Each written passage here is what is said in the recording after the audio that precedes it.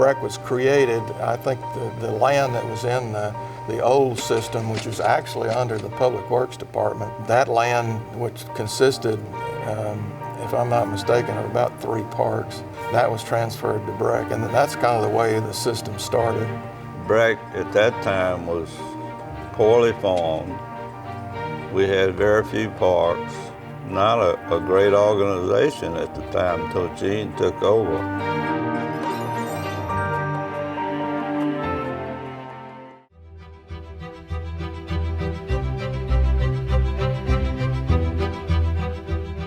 Well, when I took over, BREC was broke, believe me, when I took over as superintendent.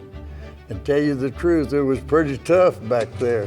The maintenance budget had gotten so tight that they had a flat tire on a maintenance truck and they had to park the truck because they didn't have the money to fix the flat tire. That's just what you had to do. And we just tried to survive until we could get into a position to get a tax election passed. I remember drinking a lot of Pepto-Bismol during those times. We had a plan that we showed to the people when we went for that tax election. It was all written out in a book. We promised the people certain things, and we did those things. We passed that tax election, and that was the real beginning of BREC. Well, Mr. Young was very successful in passing tax elections. He would work very hard at that. He was a people person, and he was always very involved in the community and visiting the parks and visiting the people and visiting the legislators and, you know, that kind of thing. He was not a behind-the-desk kind of superintendent. He was always sort of out front. He would ride the BREC areas every day, you know, before he went to work and after he went to work. Some of that rubbed off on some of his employees, how dedicated he was. Just a dedicated man, you know. That was his job, and he wanted to do the best he could in making BREC a great place for recreation in Baton Rouge, and he did that. I wanted BREC to be one of the premier recreation and park departments in the country.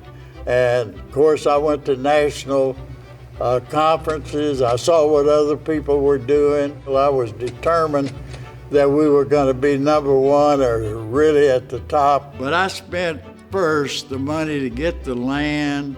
I spent money to have good programs so people really use the parks. That was important. And so our programs and facilities came up fast and furious. More than 165 acres of land in Baker has been given to the public park system for development of new recreation facilities. You have a lot of room to do all kinds of development. This is a great gift to the people of Baton Rouge. If he saw a piece of property in Timbuktu, way out in the boondocks, if he could get it for a reasonable price, he bought it because he envisioned that one day I'm going to put a park here. Or if somebody wanted to donate some land, he reached and grabbed it. What are you going to do with it? He said, one day I'm going to put a swimming pool. I'm going to go put some tennis courts. You know, he was just a visionary man, I think. We knew if we didn't get that land, BREC wouldn't have the park system it has today. He acquired help. He hired some good employees that made his job a little easier. Oh, we had a terrific staff of employees that helped. And then I had good commissions always through. Everybody was trying to help the kids, and that made a difference. And I guess that's why one of the portion of the BREC headquarters is named in his honor now. So somebody thought good of it. And I used to tell him he had worked 30 or 40 years. I said, well, you know, it's costing you to work. Why are you still here? I said, why don't you go home? He said, what am I gonna do? I don't know nothing about recreation.